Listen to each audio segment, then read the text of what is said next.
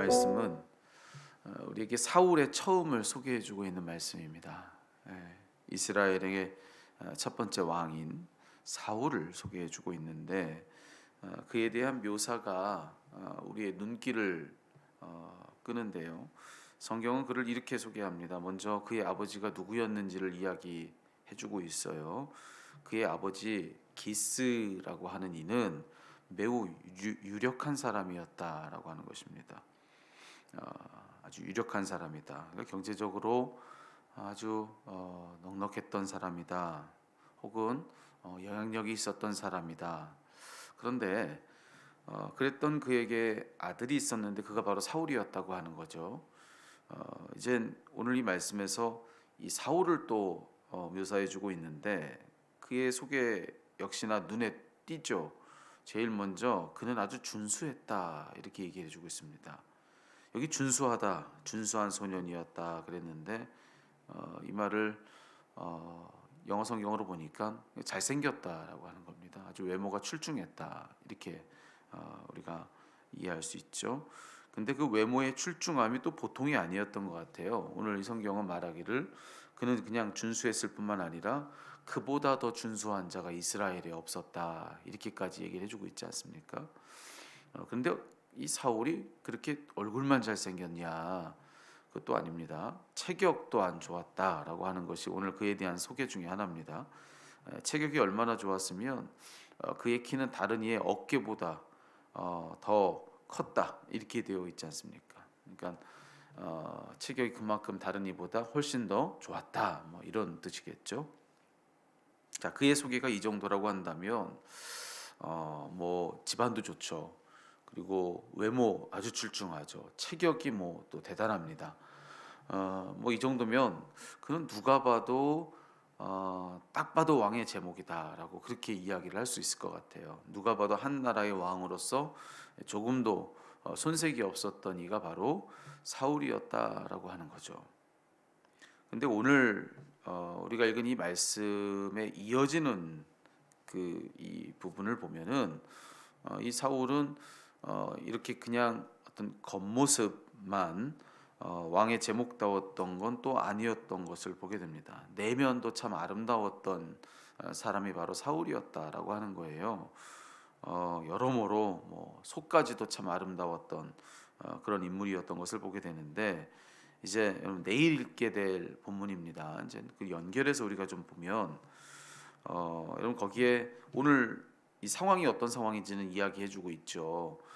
그의 집에 암나귀들을 잃어버린 겁니다. 그래서 그의 아버지가 한 사환을 붙여주면서 가서 그 암나귀를 찾아오라고 이제 그렇게 시킨 거죠. 그래서 이 사환과 함께 잃어버린 암나귀를 그는 지금 찾고 있는데 그러는 동안에 그 과정에서 그는 당대의 선지자 그 사무엘을 찾아가게 되는 겁니다. 근데 그 과정에서 이 사무엘을 처음 만나게 되었을 때, 자 그때 사무엘이 이 처음 만난 그 사울에게 어떤 말을 들려주느냐면은 이제 내일 나올 말씀이라고 그랬죠. 거기에 아주 의미심장한 말을 들려주는데 이렇게 말해주는 거예요. 우선은 뭐 이 사무엘은 이 사울이 어떻게 지금 자기를 찾아오게 되었는지 그 요곡절을 다 알고 있습니다. 하나님이 그걸 다 미리 일러 주셨죠. 그래서 그걸 다 알고 있는 이 사무엘은 갑자기 만난 게 아니죠. 알고 있었습니다. 기다리고 있었다. 이제 그렇게 얘기할 수 있는데 이제 기다렸던 그 사울이 자기에게로 오는 것을 보고선 이렇게 말을 해줍니다. 온 이스라엘이 사모하는 자가 누구냐? 예. 여러분 지금이 어떤 상황이냐면은 지금 이스라엘 온 백성들이 사무엘에게 자기들에게도 왕이 좀 있게 해달라고 우리도 좀 왕이 있어야 되겠다고 그렇게 지금 말해놓은 상황 아니겠습니까? 그러니까 모두가 다 왕을 바라던 그런 때인데 그때에 지금 이 선지자가 지금 온 이스라엘이 사모하는 자가 누구냐 이렇게 얘기한 겁니다. 그러면서 해주었던 말, 너와 내 아버지의 온 집이 아니냐 이렇게 얘기하죠. 네. 그러니까 그를 왕으로 세우기 위해서 사무엘은 그와 같이 말해 주었던 겁니다. 하지만 사무엘이 그 말이 가지고 있는 의미를 사울이 알 턱은 없죠. 다짜고짜 그런 말을 하니 이게 무슨 말인가? 뜬금없이 이 하나님의 사람 이 선지자가 내게 왜 이런 이야기를 하나? 아마 그는 그런 생각을 했을 겁니다. 그런데 자초지종은 모르지만 어쨌든 자기 귀에 들린 이야기는 자기를 높이는 이야기입니다. 자기 집안을 높이는 이야기예요. 온 백성이 다 따르고 또 다 높이고 있는 이 하나님의 사람 선견자요 선지자였던 사무엘이 자기를 지금 온 이스라엘 백성 중에 참 한없이 높은 데다가 지금 올려놓고 있는 그런 말을 해준 거죠. 온 백성이 찾고 있는 게 너와 내 집이다. 이렇게 그렇게 얘기를 하고 있습니다. 모두가 다 주목하는 그 사람이 바로 너다. 지금 온 백성이 찾고 있는 바로 그 사람이 너고 이 나라가 필요로 하는 사람, 이 시대가 부르고 있는 사람이 바로 너다. 이렇게 얘기를 지금 해준 겁니다. 그러니 여러분 이 선견자 이 사무엘이 지금 했던 이 말보다 사울을 더 높이는 말은 없죠. 너무나도 그를 높여주는 그런 말을 해주었습니다. 근데 여러분 그렇게 자기를 한없이 높여주는 그런 말을 이 사울이 들었을 때 그가 어떻게 응답했는가? 여러분 이 사무엘이 그만큼 자기를 막 높여주는 말을 했을 때 자기도 덩달아 자기를 높였는가? 여러분 성경 말씀해 보면요 그렇지 않아요. 그가 한 일은 뭐냐면은 사무엘이 자기를 높여놓은 것만큼 이 사울은 그만큼 자기를 또 낮춰놓는 그런 모습을 보이더라는 것입니다. 뭐라고 이야기하냐면 이런 이야기를 해요. 나는 이스라엘 지파의 가장 작은 지파 베냐민 사람이 아니니까 또 나의 가족은 베냐민 지파 모든 가족들 중에 가장 미약하지 아니하니까 당신이 어찌하여 내게 이같이 말씀하시나이까 이렇게 얘기합니다. 모두가 다 너와 너희 집을 주목하고 있다 이렇게 얘기하자 우리는 가장 미약한 자들일 뿐입니다. 아무것도 아닙니다. 근데 어떻게 내게 그런 말씀을 하십니까? 저는 그 말에 가당치 않습니다. 이렇게 얘기한 거죠. 여러분 여기 이 대목을 우리가 주목해야 되는데요. 또 우리는 이 대목을 잘 기억해야 합니다. 우리는 훗날 사울의 이 최후가 무엇인지를 잘 알고 있습니다. 그는 이스라엘의 첫 번째 왕이 되지만 그 다음부터 바로 타락 일로를 걸어갑니다.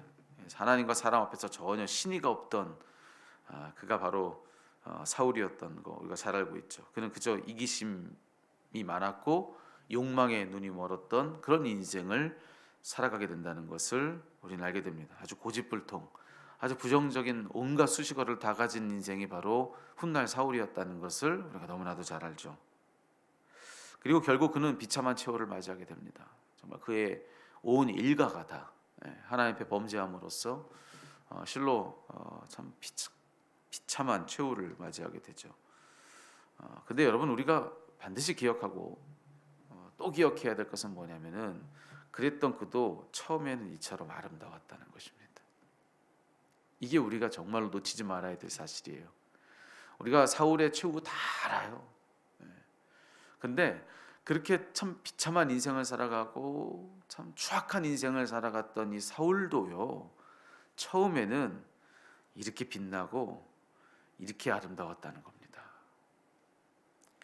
그랬던 그가 그렇게 되고 말았던 거예요. 아마 오늘 우리가 읽은 이 9장의 이 대목에서 그의 이처럼 참 준수하고 참 멋지고 참 빛나는 또 그리고 바로 다음에 이어지는 구절에서 참 그의 내면까지도 어찌 그렇게 자기 자신을 낮추는지 여러분 그렇게 겸손하고 참 안팎으로 그렇게 아름다운 그의 모습을 지금 보고 있는 사람들 중에서 아마 그의 그런 비참한 결말을 예상했던 사람은 아무도 없었을 것입니다. 단 한 사람도 없었을 거예요. 모두가 다 그저 그의 아름다움과 찬란했던 그런 모습을 보았을 뿐 그런 그가 그렇게 될 거라고는 누구도 상상하지 못했을 것입니다. 그런데도 그런 일은 일어났다라고 하는 것이 중요하다는 거죠. 그래서 여러분 오늘 이 말씀을 가지고 이 자리는 저와 여러분이 꼭 기억해야 될 것은 뭐냐면은 누구도 방심할 수 없다라고 하는 것입니다. 누구도 방심할 수 없다. 여러분 방심하지 마십시오.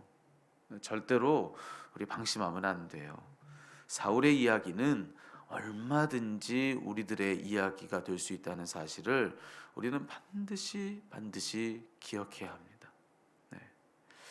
그 누구도 애초에 죄짓도록 정해진 사람은 없습니다. 그렇게 될 수밖에 없도록 정해진 사람이 따로 있느냐? 그렇게 타락하고 그렇게 죄악이 가득한 채로 그렇게 결론 지어지도록 애초부터 결정된 사람이 따로 있냐? 아니라는 거예요. 그렇지 않다는 것입니다. 반드시 타락하도록, 그래서 결국은 버림받게 되게끔 따로 결정되어 있는 사람이 없다는 거예요. 여러분, 한없는 죄인도요 처음부터 죄인은 아닙니다. 그렇게 타락하고 버림받은 그 누구도요 처음부터 그렇게 되도록 정해진 사람이 아니었다라고 하는 거예요. 그토록 아름답고 찬란했어도 얼마든지 그렇게 될 수 있다라고 하는 거죠. 그래서 우린 절대로 방심해서는 안 되는 겁니다. 우리가 자신 있게 누군가를 향해서 손가락질합니다.